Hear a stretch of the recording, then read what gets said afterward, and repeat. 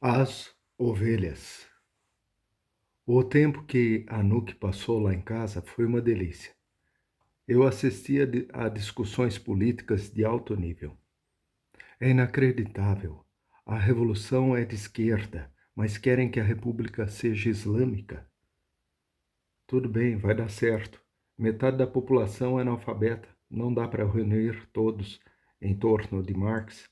A única coisa que os une é o nacionalismo ou a moral religiosa. Mas os religiosos não têm a ciência de governar. Vão voltar para suas mesquitas e o proletariado vai tomar o poder. Não tem outro jeito. É o que Lenin diz, e o Estado e a Revolução. Às vezes eu dizia minhas opiniões para eles. Na TV disseram que 99,99% das pessoas votaram a favor da República Islâmica. Tá ouvindo, Anouk? Você tem noção da ignorância do povo? Eleições fraudadas. E eles acreditam nos resultados, 99,99%. Eu não conheço ninguém que tenha votado pela República Islâmica. De onde vêm esses números? Da bunda deles, isso sim. Não fui eu que disse isso, foi a TV. Ah! Mas Hebe, ela é uma criança, repete tudo que ouve. Opa, vamos brincar? Ele vai para os Estados Unidos. Para os Estados Unidos? Por quê? Meus pais dizem que não dá para viver em regime islâmico, que a gente tem que ir embora daqui. Mas os religiosos são umas bestas, vão acabar indo embora. É isso aí. Meu pai disse que ninguém se dá conta do perigo real. E quando vocês vão embora? Daqui a um mês, mais ou menos. Ah, acho que eu gostava daquele garoto. Mas é bacana ir para os Estados Unidos. Você vai poder conhecer o Bruce Lee. Talvez seja legal. O Bruce Lee já morreu. Na verdade, gostava mesmo dele. Tudo parecia fugir. Depois que meu amigo foi embora, boa parte da minha família também foi. Embarque imediato. Voo 6702 com destino a Los Angeles. Portão 26. Immediate boarding. Flight 6702 to Los Angeles. Gate 26. Talvez a gente também precise ir embora. Para eu virar motorista de táxi, você faxineira? Meu amigo Kevin também foi para os Estados Unidos. Fica calma, eles estão indo, mas vão voltar. Só estão com medo das mudanças. Veremos. Anouk, tô com medo. Deixa disso, Taj. Todas as revoluções são assim. É um período de transição. Trim, trim. Pai, telefone para você. Quê? O que aconteceu? O que foi? Pai, sua mãe morreu? O Mossen foi achado afogado na banheira dele. É mesmo? Onde? Assassinos. Assassinos. Minha mãe tinha razão em pensar num assassinato. Quando acharam o corpo dele, só a cabeça estava mergulhada na água. Vai dar tudo certo. Depois do Mossen, foi a vez do Siamak. Aqui é a casa de Siamak Jari? Sim, somos os executores da justiça divina. A irmã foi executada no lugar dele. Você sabe onde estão o Siamak e a família? Tanto quanto você, mas com certeza eles se esconderam em algum lugar. E a Lali? Mais tarde a gente soube que eles cruzaram a fronteira escondidos no meio de um rebanho de ovelhas. Vai dar tudo certo. Assim os revolucionários de ontem viraram inimigos de morte da República. Não era o Anouk que vinha me buscar? Hein? Não era ele que vinha? Que... O quê? Ele voltou para Moscou. Como ele teve de ir embora depressa, a mulher dele ligou. Ele me pediu para te dizer tchau. Ele e a mulher nem se falam. Querida, passou um bom dia na escola? Deve estar com fome. Cadê o Anuti? Você não vai comer um pouco? Estou com fome. Por que ele não me esperou para dizer tchau? Não dava tempo. Precisamos ter uma conversa. Deus faça com que ele esteja vivo. Pois é, prenderam o Anuti. Eu sabia. Pai, sim, meu amor. Você faria uma coisa por ele? Claro. Ele só tem direito a uma visita. E é você que ele quer ver. Ótima. Estou bem assim? Ótima. Estamos quase chegando. Que vestido lindo. Que menina linda. 10 minutos. Sabe que é uma honra receber sua visita? Você é a filha que eu sempre quis ter. Mas você vai ver. Um dia o proletariado estará no poder. Toma, eu fiz outro cisne de miolo de pão para você. É par do primeiro. A estrela da minha vida. Esse foi meu último encontro com meu adorado Anuti, espião russo executado. Tudo vai dar certo. Que há, Marge, querida? Cala essa boca. Sai da minha vida, nunca mais eu quero te ver. Fora. E foi assim que fiquei perdida. Que te poderia acontecer de pior? Marge corre para o subsolo. Bombardeio. Era o começo da guerra. A viagem. Que merda. Eles ocuparam a embaixada dos Estados Unidos. Eles quem? Os estudantes islamitas fizeram reféns americanos. Ah, é? Estão dizendo que lá é o ninho dos espiões. Que nem James Bond. Você não parece interessada. Não tô nem aí. É, e os americanos são os imbecis. Sejam, mas agora ninguém mais vai poder ir para os Estados Unidos. Como assim? É simples, sem embaixada nada de visto. Um grande sonho acabava de desmoronar. Eu não poderia ir aos Estados Unidos. Kevin, hoje fecharam a embaixada americana. Não vou poder ir ver você.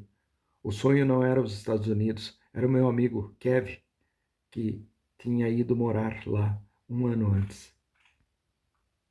E alguns dias depois, por determinação do Ministério da Educação, as universidades serão fechadas a partir do mês que vem. Ah, não! Tanto o sistema educacional como os livros didáticos e universitários são imorais. E é preciso rever tudo isso para que os jovens não se afastem do caminho do Islã. Assim fecharemos todas as universidades por tempo limitado.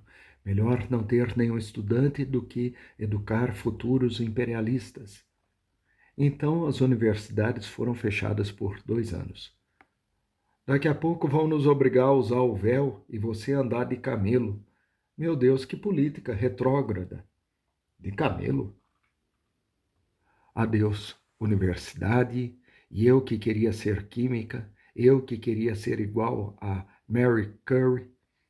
Eu queria ser uma mulher culta, emancipada. Queria pegar um câncer em nome da ciência. Foi eu que descobri o último elemento radioativo. Era mais um sonho que desmoronava. Droga, quando tiver a idade com que a Mary Curie foi estudar na França, com certeza já terei 10 filhos. Uma noite, o carro da mamãe enguiçou. Vamos buscá-la? Abby, mãe! 2 caras, 2 barbudos, filhas da puta. Eles me... Calma, meu amor. Que eles fizeram? Mãe? Me ofenderam, disseram que mulheres como eu têm que ser fodidas contra o muro e depois jogadas no lixo.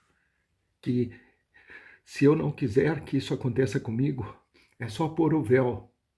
Esquece, esses brutos. Vamos. Essa história deixou minha mãe doente por vários dias. Quer alguma coisa, mãe?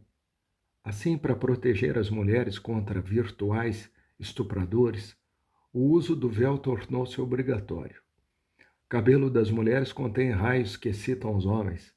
Elas devem escondê-los. Se não usar o véu é sinal de civilização. Então os animais são mais civilizados do que nós. Fantástico, como se todos os homens fossem tarados. Pois é, tarados são eles. O código das roupas não demorou a virar pura ideologia. Havia dois tipos de mulher: a mulher fundamentalista e a mulher moderna. Para manifestar oposição ao regime, era só deixar umas mechas de fora.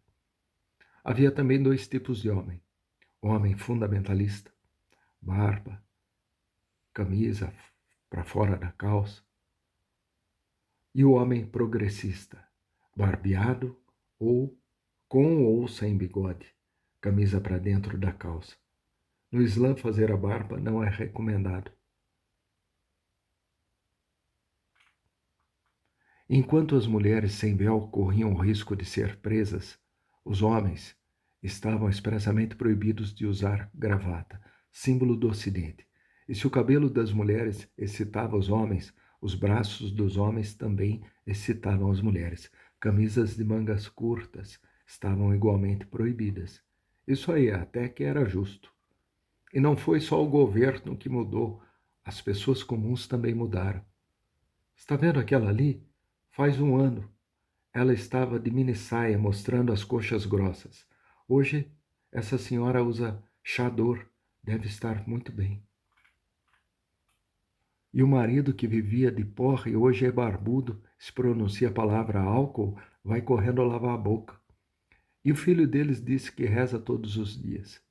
Se ele te perguntar o que você faz durante o dia, você diz que reza. Entendeu? Entendi. No começo foi meio difícil, mas eu logo aprendi a mentir. Eu rezo 5 vezes por dia. Eu umas 10, 11, às vezes até 12. Mesmo assim, as pessoas ainda tinham a revolução no sangue. Houve algumas manifestações de oposição. Amanhã vai ter um ato contra o fundamentalismo. Eu também vou. Não, é perigoso. Ela também vai. É nesses momentos que uma mulher deve aprender a defender seus direitos. Desde a Revolução de 1979, eu tinha crescido 1 ano e minha mãe tinha mudado. Então eu fui com eles, eu estava panfletando: canhão, bomba e bazuca, abaixo a pano na cuca. Quando de repente a coisa ficou feia. O pano ou cacetada. Pela primeira vez na vida vi a violência bem de perto. Pai, foi nossa última manifestação. Salve-se quem puder. A situação piorava a cada dia. Em setembro de 1980, de uma hora para outra, meus pais programaram uma viagem para nós três, como se pressentissem que logo, logo isso não seria mais possível. Os acontecimentos mostrariam que eles estavam certos. Então passamos 3 semanas na Espanha e na Itália. Foi maravilhoso. Pouco antes de voltarmos no quarto do hotel em Madrid, venham ver. Irã. Na TV vinham-se o mapa do Irã e uma mancha negra que aos poucos ia cobrindo o país. Irã, Iraque, Kuwait, Golfo Pérsico, Paquistão, Afeganistão. O que está acontecendo? Pena que a gente não entenda espanhol. Deve estar falando de poluição. Sabia que Teherã é a 4ª cidade mais poluída do mundo? Não parecem estar falando da capital, mas do país inteiro. No dia seguinte, minha avó foi nos buscar no aeroporto. Vovó, comprei um vestido preto para você. Ela parecia nervosa.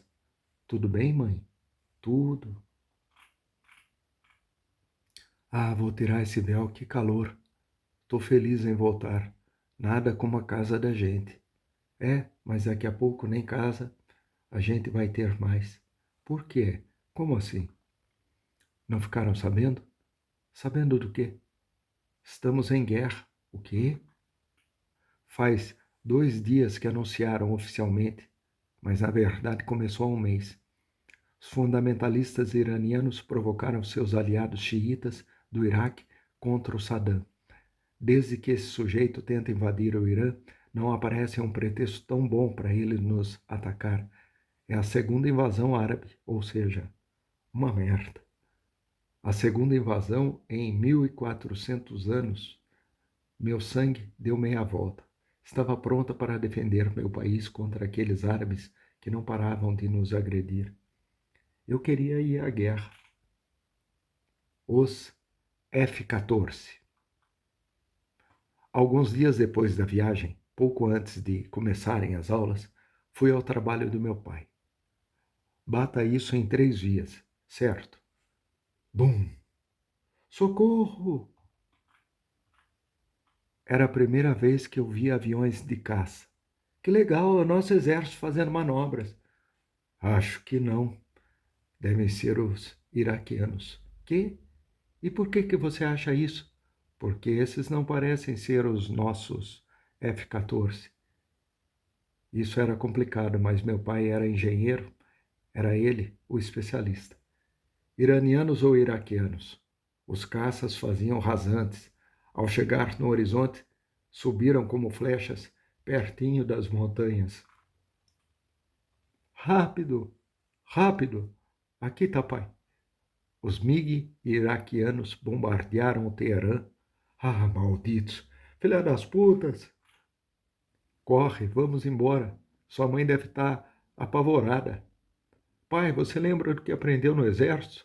Você vai para a guerra? Vai pegar em armas? Vamos dar uma boa lição nesses iraquianos. Mas do que é que você está falando? Claro que eu não vou à guerra. Não vejo por que iria. Como você pode dizer uma coisa dessas? Os iraquianos sempre foram nossos inimigos. Eles querem nos invadir. E ainda por cima dirigem, que nem porcos. Todo mundo sabe que os árabes não gostam dos persas. Eles nos atacaram há 1400 anos, nos impuseram a religião deles. Para com essa conversa. Se existe uma invasão islâmica, ela vem do nosso próprio governo. Tage, mãe, Tage, meu amor, hã? Mãe, os iraquianos nos bombardearam, é? Ah, é? Quando? Agora? Bom, vou me secar. A guerra sempre nos pega desprevenidos. Temos que bombardear Bagdá. Tira os pés de cima da mesa, é falta de educação. Bombardear Bagdá. Com que pilotos? Desde o golpe de Estado que os generais tentaram, os pilotos estão presos ou mortos. Que história é essa? Golpe de Estado? Pilotos presos? Eu conheci alguns pilotos de caça. O pai da minha amiga, Pardes, era um deles.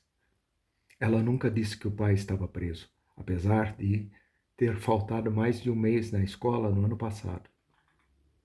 O maldito do Saddam esperou que estivéssemos enfraquecidos para nos atacar. O pai da Pardes, Entezame, é piloto de guerra. Ele sim vai bombardear Bagdá. Entezame era um dos rebelados. Para poder fazer isso, ele teria que sair da cadeia. Vou para o meu quarto. É demais. Meu pai é um derrotista. Patriotismo zero. De repente eu ouvi o hino nacional do Irã na TV. A nossa Marselhesa. Ó Irã, terra dourada, teu solo é a fonte da arte. O novo regime baniu esse hino e adotou o hino islâmico. Fazia mais de um ano que não o ouvíamos. Que os maus pensamentos de teus inimigos fiquem longe de ti. Ficamos emocionados. Bem-vindos ao Jornal das 8. 140 aviões F-14 iranianos bombardearam Bagdá esta noite. Viu como nosso exército ainda é forte? É preciso desconfiar dessas notícias.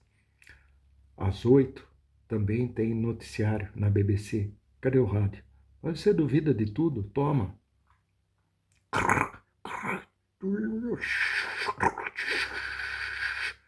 140 bombardeiros iranianos massacraram Bagdá hoje. Ha, ha, ha, ha. Toma, Saddam, toma. Acabamos com eles. Eu estava enganada sobre meu pai. Ele também amava o país dele, que nem eu. O presidente Banizard pediu a libertação dos pilotos de guerra que estavam presos desde o golpe frustrado. Eles aceitaram bombardear Bagdá em troca da difusão do hino nacional. Como sempre, meu pai estava certo. A sequência do noticiário não foi tão feliz. O Irã sofreu numerosas baixas. Metade dos aviões não voltou à base. Espero que o pai da Partes esteja vivo. Liga para ela. Não tenho o telefone dela. Tive que esperar 2 semanas para saber. Ei, Partes! Entendi na hora. Não tive coragem de perguntar nada. Na escola, a professora mandou a gente fazer uma redação sobre a guerra. É um tema complicado, mas tem a ver com todas nós. Reflitam bem sobre isso. Eu nem precisava refletir, já tinha ideias muito profundas a respeito. Você tem o que dizer? Claro que tem. Nas 4 páginas que escrevi, desenvolvi o ponto de vista histórico dos acontecimentos. A semelhança entre a conquista árabe e a guerra Irã-Iraque. Eu fiquei muito orgulhosa. Essa guerra é a mesma que aconteceu há 1400 anos. Não está mal. Partes em exame, sua vez. Já a professora não parecia muito animada. A Partes fez a redação mais linda. Era uma carta para o pai dela, em que ela prometia que ia cuidar da mãe e do irmãozinho. Descanse em paz, papai. No recreio tentei consolá-la. Seu pai agiu como um herói. Você tem que se orgulhar dele. Eu preferia meu pai vivo na prisão do que herói e no cemitério. Foi o que ela me disse, palavra por palavra. As joias. A guerra começou para valer. Não demorou a faltar quase tudo no supermercado. Será que vale a pena pegar um carrinho?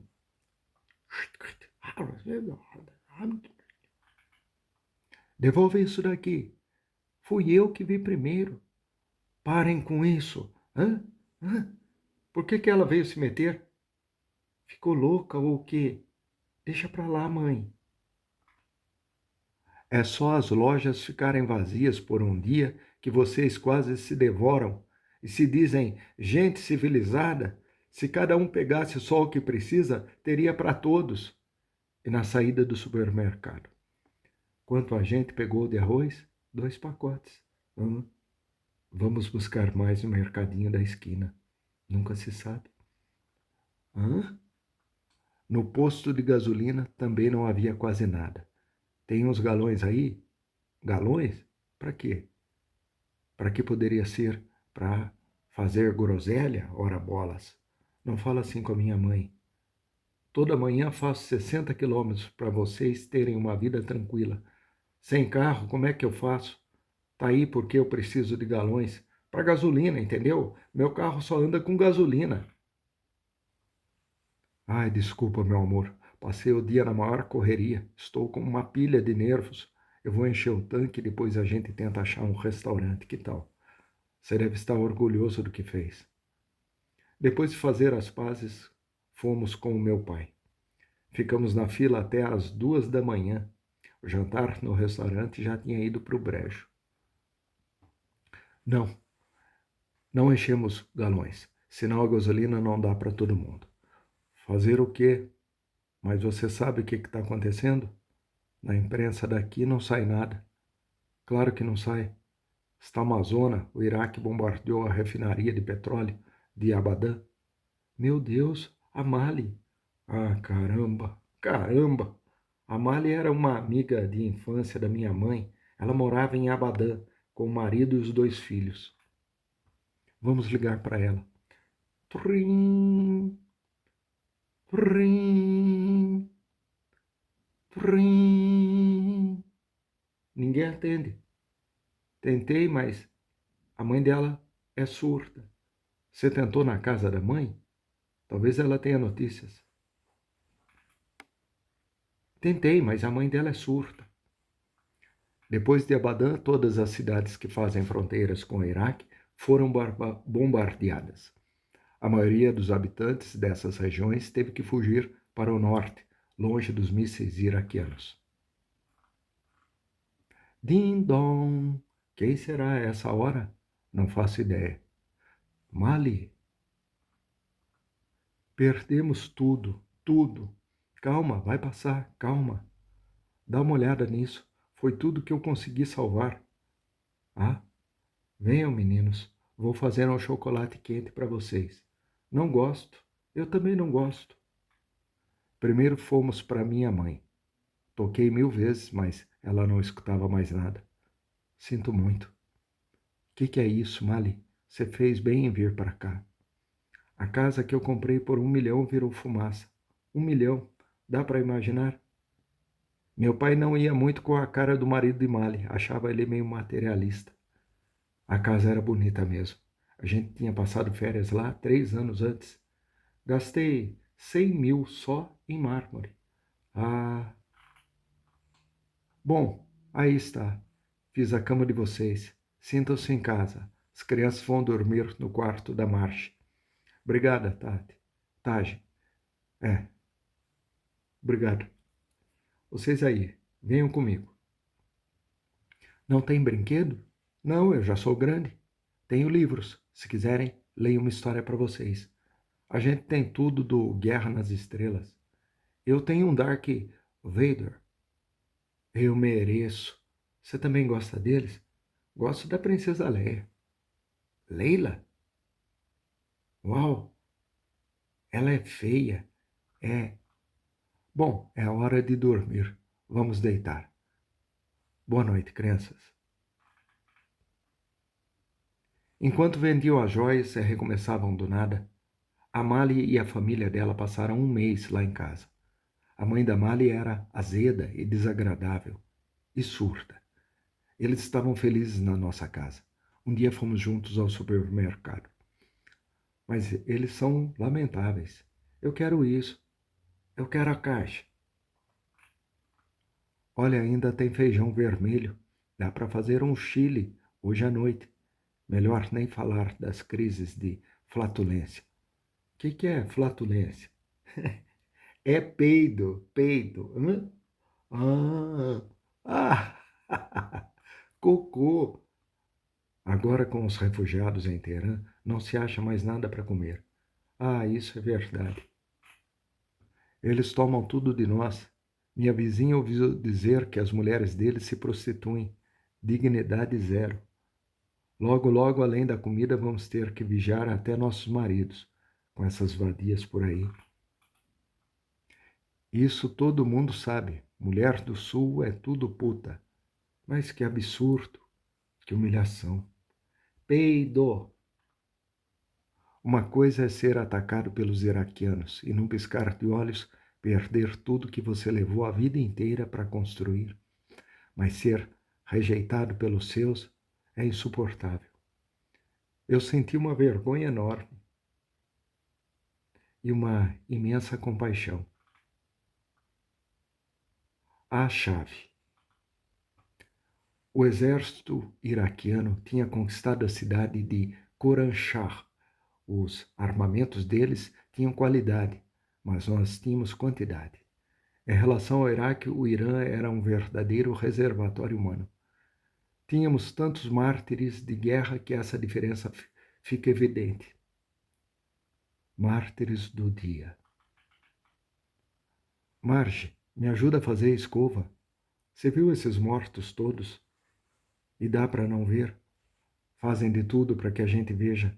As ruas estão entupidas de quartos de núpcias.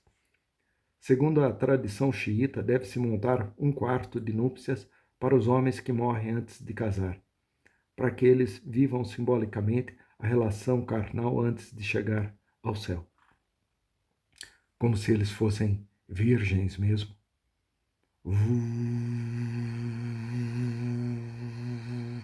Esses mortos todos não te incomodam, mãe? É claro que sim, só que nós ainda estamos vivas. Esse país sempre teve guerras e mártires. Como dizia meu pai, quando vier uma onda grande, abaixa a cabeça e deixa ela passar. Isso é bem persa, a filosofia dos resignados. Eu era da mesma opinião que a minha mãe. Também só tinha vontade de pensar na vida, mas nem sempre era fácil. 2 vezes por dia nós tínhamos que chorar as vítimas da guerra. A diretoria da escola punha músicas tristes para tocar e a gente batia no próprio peito.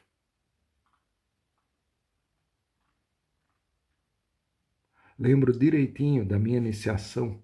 Foi na volta às aulas da 6ª série. Bem-vindas, filhas do Irã. A guerra levou nossos melhores jovens. E os alto-falantes se puseram a cantar. Tuturu, tutu, tropas de... Estejam a postos, a postos.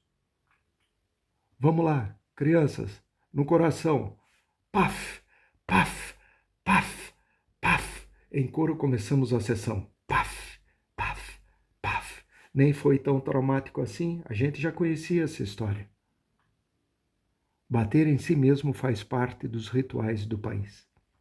Em determinadas cerimônias religiosas, existem pessoas que se mortificam brutalmente. Algumas chegam até a usar correntes. Isso pode ir bem longe. Às vezes é considerado prova de virilidade. Logo, logo ninguém mais levava a sério aquelas sessões de suplício. Eu, em primeiro lugar, ficava na frente, bancava a palhaça. Os mártires, sacrifiquem-me. Satrape, o que você está fazendo no chão? Estou sofrendo, não percebeu?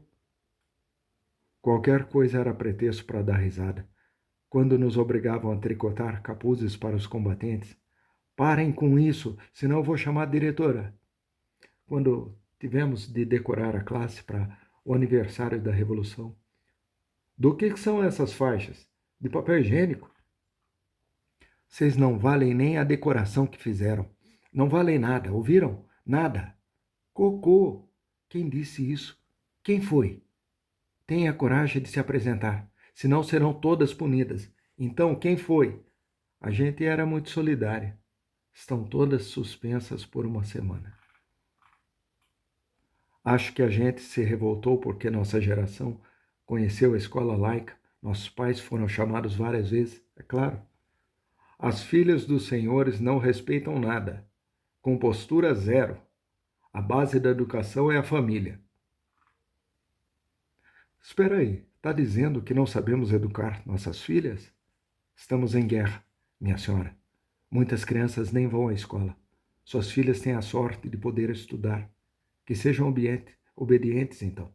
Obedientes e se baterem 2 vezes por dia? E ficarem cobertas dos pés à cabeça? E não poderem brincar com as crianças da mesma idade? Ah, não interessa, é assim mesmo. Ou elas respeitam a lei ou são expulsas. E que venham sempre de véu. Se os pelos são tão excitantes assim, por que a senhora não depila o bigode? Foi meu pai que disse isso. Enquanto as meninas eram obrigadas a fazer capuzes para os soldados, os meninos eram preparados para ir à guerra. Olá, dona Nazrin. Que cara é essa? A dona Nazrin era a nossa faxineira. E então o que é? O que é? Tudo bem? Não. Não com meu filho. Está vendo isso? Claro, é uma chave de plástico dourada. Deram isso para o meu filho na escola. Disseram se eles combaterem e tiverem a sorte de morrer, vão entrar no paraíso com essa chave. Oh, meu Deus! Pode chorar, não se acanhe. Vou fazer um chá. Eu sofri tanto, suei muito para criar meus filhos, 5 filhos. Agora esses senhores querem trocar o mais velho por essa chave? Sempre fui fiel à religião. Se é isso, então não posso acreditar em nada. E o seu filho, o que é que ele disse? Disseram para ele que no paraíso tem comida à vontade, mulheres, casas de ouro, diamantes. É, o Bin tem 14 anos. Ficou interessado. Vá buscá-lo. Vou falar com ele. E eu vou para a escola. No caminho eu só pensava no meu primo, Payman. Ele também tinha 14 anos. Quando cheguei da escola, escuta, meu filho, isso é tudo invenção. Que inferno e paraíso o quê? Oi, escuta, ô morto de fome. Pensa em quando você crescer, vai para a universidade, vai ser alguém. Eu vou casar com ela. Seu idiota. Para, não tem problema. Paf! Vou pro meu quarto. Alô, Payman? Que? Uma festa semana que vem? Ah, eu vou perguntar para minha mãe. Me diz uma coisa, na escola te deram a chave do paraíso? A chave do quê? Mãe, o Pema me chamou para ir numa festa. Posso ir? Din, dom, ah, Shaabe? Oi? Oi? O Shaabe também era meu primo. Ele não teve sorte. A guerra começou justo quando ele estava servindo o exército. Foi enviado ao fronte. Estou de licença. Entra, vou fazer um chá. Minha faxineira acabou de sair daqui. Parece que estão recrutando crianças como soldados. É horrível. Todo dia eu vejo ônibus lotados de garotos que chegam como reforço. Putz, olha isso. Eles vêm dos meios desfavorecidos. Dá para ver, depois de ouvir promessas de mundos e fundos no além, são forçados a cantar para entrar em transe. E é um absurdo. Transformados em fanáticos, eles se atiram na batalha, uma carnificina. A chave do paraíso era para os pobres. Com a promessa de uma vida melhor, milhares de jovens, com a chave de pendurada no pescoço, explodiram nos campos minados.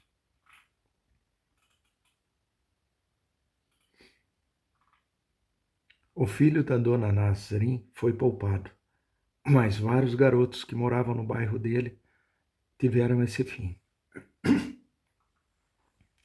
Enquanto isso, eu fui à minha primeira festinha. Minha mãe não só me deixou ir, como fez para mim uma blusa cheia de furos e um colar de correntes e pregos. Era a época do punk. Eu estava com um visual dos infernos. O vinho. Depois das cidades de fronteira, foi a vez de Teherã ser bombardeada. Nós e os vizinhos preparamos o porão. Cada vez que a sirene...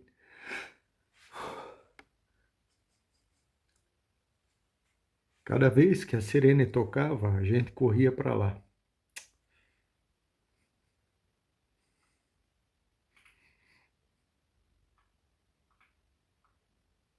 Apaga o cigarro, dizem que a luz vermelha é bem visível do céu. Calma lá, a gente está no porão. E quando acabava, e então? Ninguém atende. Tudo bem. Que bom que não aconteceu nada. Quer falar com você. Depois das bombas e do medo instintivo da morte, a razão volta. Pensamos nas vítimas e outro tipo de angústia toma conta da gente. Além dos porões, a casa das pessoas também mudava. E não só por causa dos aviões iraquianos. O que você está fazendo, mãe? A fita adesiva é para impedir que o vidro estoure durante os bombardeios e as cortinas pretas para evitar os vizinhos. Que vizinhos?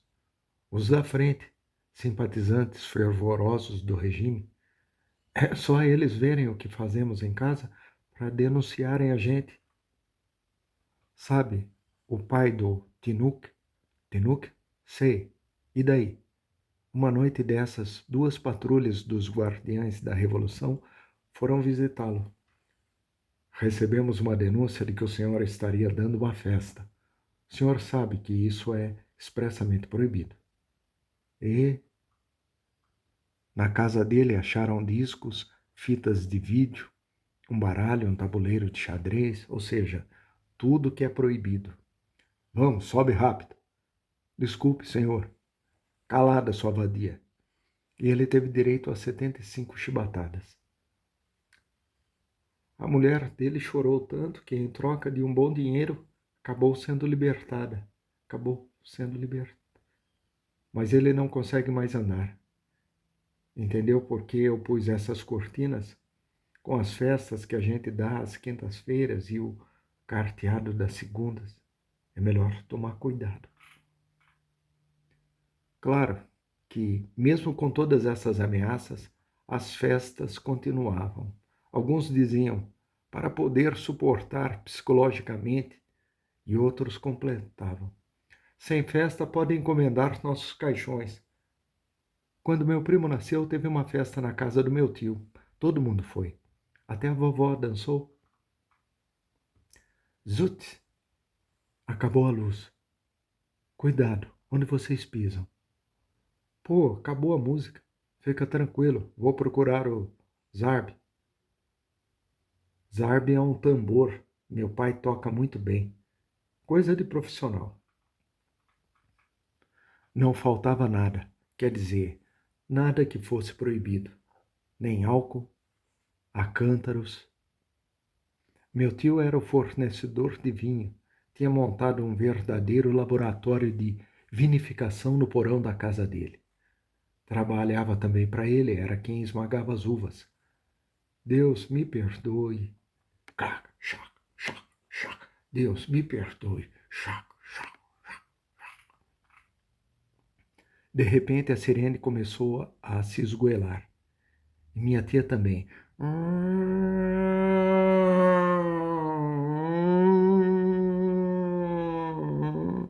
Tá tudo bem, calma. Ah.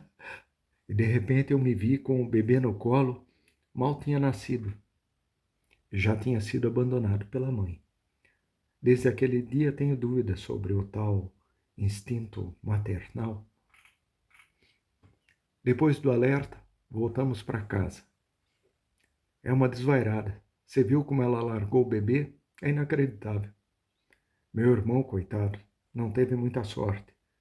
Alto lá! Alto lá! Desce, vamos.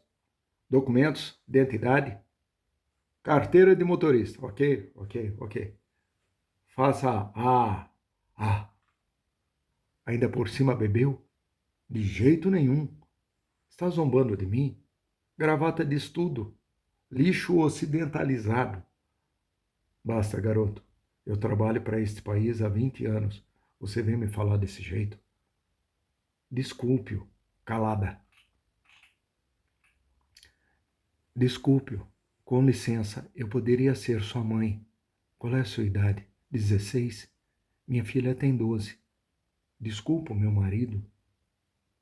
Ainda bem que você tem sua mulher, senão já estaria no inferno. Obrigada, 1000 vezes obrigada. Você disse que não bebeu. Vai, entra no carro. Vamos ver se não tem mesmo nenhuma garrafa na sua casa. Vovó, Marge, chegando em casa, vocês sobem e esvaziam todas as garrafas de bebida. Enquanto isso, eu tento despistá-los. Mas como? Fica tranquila, minha filha. Me acostumei com o teu falecido pai. Sempre tive que esconder os panfletos dele. Então eles nos seguiram até nossa casa. Talvez não seja preciso subir o vizinho. O vizinho de porta é velho e cardíaco. Se fizermos barulho, ele periga morrer. Hã? Vão rápido. Opa, onde vão vocês duas? Sou diabética, meu filho. Sem meu xarope posso desmaiar. Diabética? Que nem minha mãe. Pois então, é urgente. Você entende, não é? Podem ir. Vai rápido. Não sei por quanto tempo seu pai vai segurá-lo. Rápido. E o toque final. Clique. Chegaram. Ué, Bim, Cadê ele? Pois é, a fé desses caras não é nada ideológica. Com um punhado de dinheiro eles esquecem tudo. Então vocês jogaram tudo? Isso. Tudo? Tudo? Meu Deus. Eu preciso de um drink. O cigarro. Fazia 2 anos que a guerra tinha começado. A gente já tinha se acostumado. Eu cresci e minhas amigas eram mais velhas que eu. Ontem na TV disseram que nós acertamos 13 aviões iraquianos. Na BBC, logo em seguida, ouvi que foram os iraquianos que abateram 2 aviões nossos. Mas é óbvio, todo dia dizem que nós destruímos 10 aviões e 5 tanques iraquianos. Ou seja, desde o começo da guerra, 6.000 aviões e 3.000 tanques. Nem os americanos têm tantos. Hã? É isso aí. Vou comentar com meu pai. Truim. Ei, tocou o sinal. Vocês não têm aula? Temos educação física, mas a gente não vai. Vamos comer um hambúrguer. Hambúrguer? Lá tem salsicha também. Bastava ter um dinheirinho. É isso aí. Lá no Kansas, na Avenida Jordan. Não me olha assim, a gente vai cabular. Cabular? Se eu quisesse ser amiga de garotas de 14 anos, precisava ser durona. Eu não era medrosa, então fui com elas.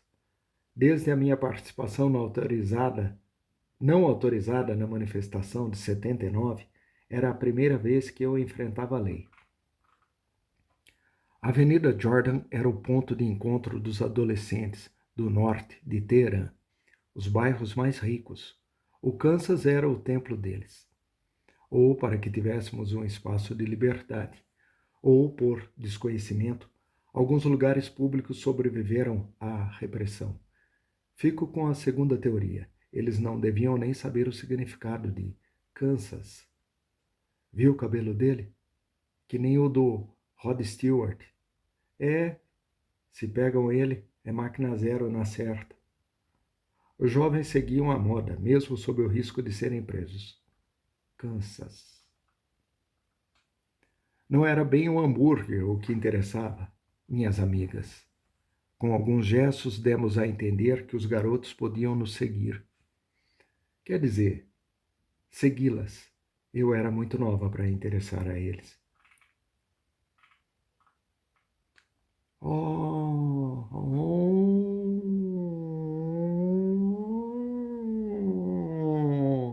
A sirene tocou. Que é isso? Todos no chão.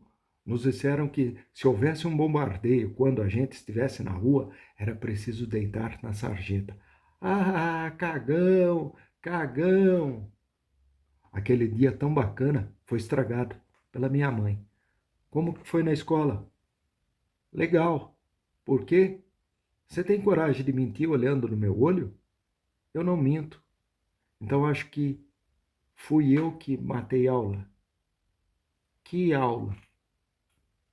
Ou você me conta a verdade agora, ou o castigo vem o dobro. Minha mãe usava o mesmo sistema que os torturadores. Mas eu só tinha aula de religião. Não quero saber. Não pode. E você continua mentindo.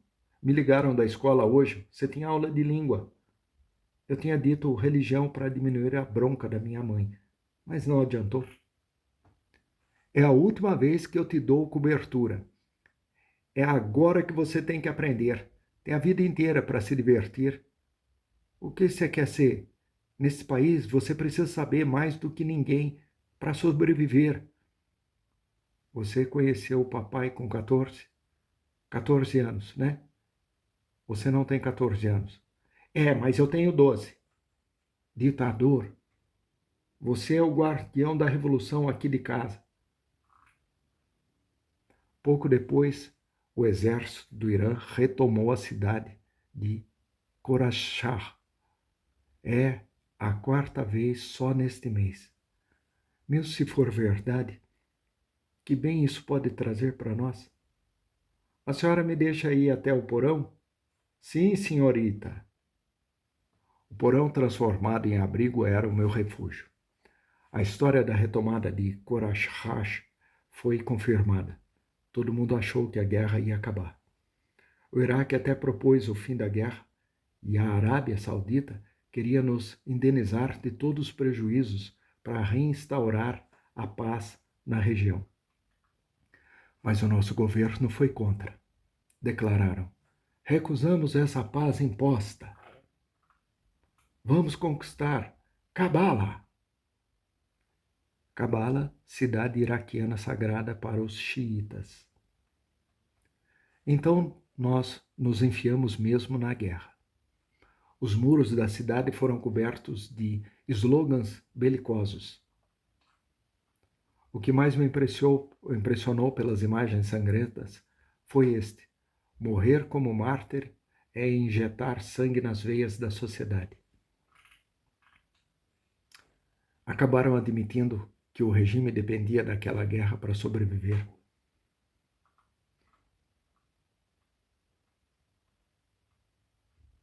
Quando penso que na época isso poderia ter sido evitado, fico péssima.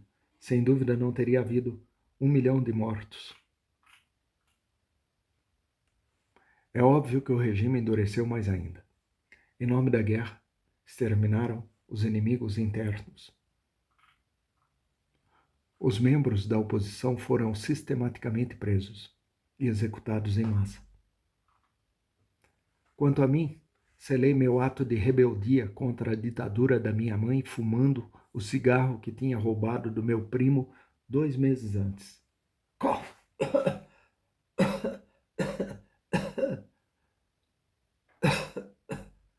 Não achei exatamente bom, mas não era a hora de entregar os pontos. Esse primeiro cigarro me tirou definitivamente a infância. Agora eu tinha crescido. O passaporte. Julho de 1982. Estávamos na casa da minha tia. A guerra interna tinha superado a guerra contra o Iraque.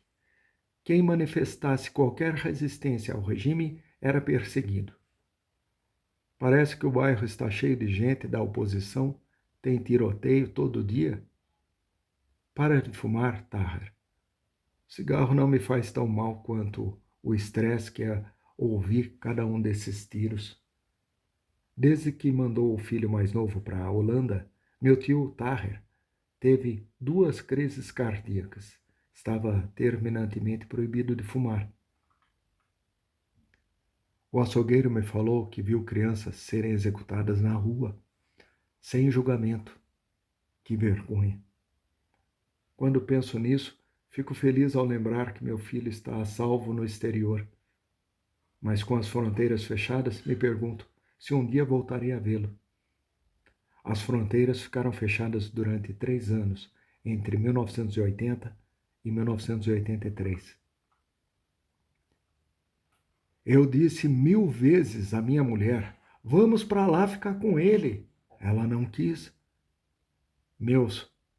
Meu país de um lado, minha família do outro. Afinal, já tenho 59 anos e esses coitados de 20 anos morrendo assim, isso me deixa arrasado. Arrasado. A tristeza do tio Tahir era de cortar o coração. Ninguém conseguiu dizer nada. Alguns dias depois, pensando em quê? No Tahir. A viagem do Ali acabou com ele. Nunca vi ele assim. Imagina só, um garoto de 13, 14 anos, sozinho num país onde se fala outra língua. Com 14 anos, ninguém precisa mais dos pais. É ou não é? É ou não é? Até certa idade a gente precisa dos pais. Depois eles é que precisam da gente. Seria melhor se você não pintasse as unhas de vermelho. Você pode ser presa. Vou pôr a mão no bolso. Cabeçuda ela, hein? A quem será que ela puxou? Às vezes tenho medo dessa franqueza toda. Um dia vai ser útil para ela. Tive a sorte de casar com você. Você é o cara mais legal do mundo. Não é machão. Não dá para bancar o machão com a mulher que eu amo. Trim, trim. Sempre na melhor hora. Meu Deus, de novo. O quê? O tio Taher tinha acabado de ter outro ataque cardíaco. Fomos correndo para o hospital. Na frente do hospital estavam estacionados uns caminhões do Crescente Vermelho, pedindo sangue para os feridos de guerra, que eram muitos. Doem sangue! Doem sangue! Doem sangue! Eu sentia raiva e desconforto ao mesmo tempo. Sensação que só aumentou ao entrarmos no hospital. Por favor, o quarto do Sr. Talish. Talish 342. Andar 30. Elevador do fundo do corredor. À direita. 342. Toc, toc, toc, toc. Psiu. Jogaram uma granada. Queriam prender uns comunistas que estavam escondidos perto de casa. Jogaram uma granada. E o Taher não aguentou. Quando eu cheguei na sala, ele estava caído no chão. É preciso fazer uma cirurgia, mas eles não têm recursos. Disseram que devemos mandá-lo para a Inglaterra. Para isso, é necessário ter uma licença. Me deram esse nome. É o diretor administrativo do hospital. Se ele quiser, o Taher terá um passaporte. As fronteiras estavam fechadas e só os doentes graves podiam deixar o país, com autorização do Ministério da Saúde. É no andar 40. Andar, sala 406. Só deixaram minha tia entrar. Ela teve uma surpresa. O diretor era seu ex-limpador de vidros, mas ela fingiu não ter percebido. Meu marido teve o terceiro ataque do coração. Precisa ser operado no exterior. Vamos fazer o que pudermos. Se Deus quiser, ele vai ser curado. Tudo depende de Deus. Preciso da sua autorização para ele tirar um passaporte. Se Deus quiser. Esse imbecil desse limpador de vidros pôs uma barba e um terno e pronto, virou diretor. O destino do meu marido depende de um limpador de vidros. Agora ele é tão religioso que nem olha as mulheres no olho. Idiota. Depois do diretor, fomos falar com o chefe do setor, o Dr. Fati. Vamos fazer o possível, senhora. A falta de recursos é desesperadora. Olhe para esta sala. São todos vítimas de bombardeios químicos. Os alemães vendem bombas químicas ao Irã e ao Iraque. Depois os feridos são enviados à Alemanha para serem tratados. Verdadeiras cobaias humanas. Por que é que está me dizendo isso? Eu não estou nem aí. Eu só quero ver meu marido curado. Calma, calma, calma. Calma, querida. Tudo vai acabar bem. Fica tranquila. Voltamos já, já. Fomos visitar o Khosrow, conhecido do meu pai. O irmão dele e o meu tio Anush ficaram presos juntos na época do chá. Abby, o irmão do Anush? Pode entrar, pode entrar. Desde que fecharam a minha editora, eu faço passaportes falsos. Vende bem, quer um? Não para mim, para o meu cunhado. Quando soltaram meu irmão, ele participou das manifestações contra revolucionários, me contou que viu com seus próprios olhos que o chefe dos novos carrascos tinha sido o torturador dele na época do chá. Me disse, Croxo, chegamos ao fim. Fiz um passaporte para ele. Agora ele é refugiado político na Suécia. Olha só, Abby, 1 mês de trabalho só no carimbo. De quanto tempo você precisa para fazer um passaporte? 1 semana. Pode entrar, são amigos. Essa é Nilúfar, o irmão dela era meu ajudante. Ela está sendo caçada em toda parte. porque é comunista. Prestei meu porão para ela morar. Tem a idade da minha filha Mandana, 18 anos. O Khosrow tinha uma filha que tinha ido embora do país com a mãe, logo depois da Revolução. Já reviraram a casa de todos os familiares dela. Só aqui na minha casa ela está salvo. Depois de negociar pelo equivalente a uns $200, o Khosrow topou fazer um passaporte em 5 dias. Voltamos mais tranquilos para o hospital. Então, fui falar com o Khosrow. Ele vai fazer um passaporte para o Tahir até quarta-feira. Ele está consciente. Quer ver vocês. Estão vendo? Não é o cigarro que faz isso comigo. Daquela merda. Aquela merda. Daquela granada. Para. Muda de assunto. Você vai ficar nervoso. Olhem bem a Marte crescer. Um dia ela vai embora. Vocês vão ver como é difícil perdê-los. Só tenho desejo, poder ver meu filho de novo. 2 dias depois, a Nilüfer, a comunista de 18 anos, foi localizada, presa e executada. O Khosrow encontrou a casa dele toda revirada. Fugiu pelas montanhas da Turquia, se exilou na Suécia, junto com o irmão, e não pôde fazer o passaporte. 3 semanas depois, o tio Tahir foi enterrado, no mesmo dia em que saiu o verdadeiro passaporte dele. Ele nunca reviu o filho.